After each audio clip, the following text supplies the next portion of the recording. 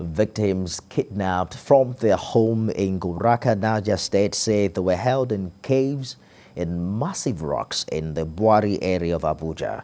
The security forces in a Thursday morning operation rescued all 14 victims. We have details in this report.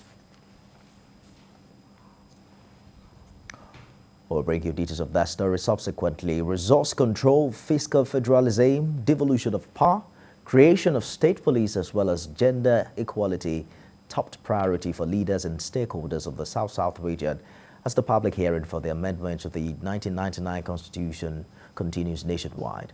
While Asaba Center played host to delegates from Edo, Delta, and Bayelsa states, the Port Harcourt Center was the convergence for those from Cross River, Akwa Ibom, and River states. Ikena Amechi compiled this report. Before going to the venue of the public hearing, the Senate Subcommittee on the Review of the 1999 Constitution, led by Senator James Manager, first visited Government House Asaba to meet minds with Governor Ifeanyi Okowa. For Governor Okowa, a review of the 1999 Constitution may not fully address all issues. He calls for a new constitution. It is possible to possibly insert some clauses or a clause that would enable us to truly rewrite the Constitution while the current Constitution may be operational until the new Constitution is brought into force. Listened to the host governor, the committee then proceeded to the venue where leaders and stakeholders from Delta, Edo, and Bayelsa made their inputs. By the devolution of power being advocated, which will come with increased responsibility to the state, it is imperative for them to have more funds for the development of their territories. So traditional rulers must be mentioned as restated in the Constitution.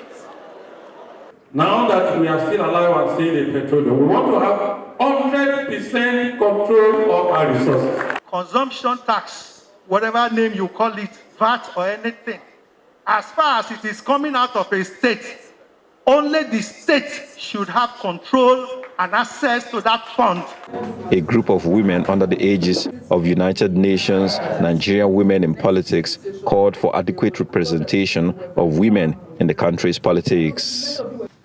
To ensure equitable women representation in government, it is important that the Constitution is reviewed to provide for at least 35% in appointive offices at those various levels. This will begin with an amendment of Section 14, subsection 3, that prohibits predominance of persons from a few states, ethnic or sectional groups in the composition of the government. Stakeholders from Rivers, Akwa Ibom, and Cross River, who converge on the Port Harcourt Center of the public hearing, advocated for greater constitutional protection for the unity of Nigeria. We believe in the unity and indivisibility of this country, and therefore will not support any move by any person or groups to dismember and divide this country. The event offered another opportunity for civil society and women groups to campaign for electoral reforms and gender equality. Because our expectation is that we should begin to see some of the reforms we have been pushing for already being put into use ahead of the 2023 election, with Anambra election serving as a test run, for some of those reforms. The two-day public hearing ends with high hopes for the implementation of these views for a better governed Nigeria. Ikena Amechi, TVC News, Asaba.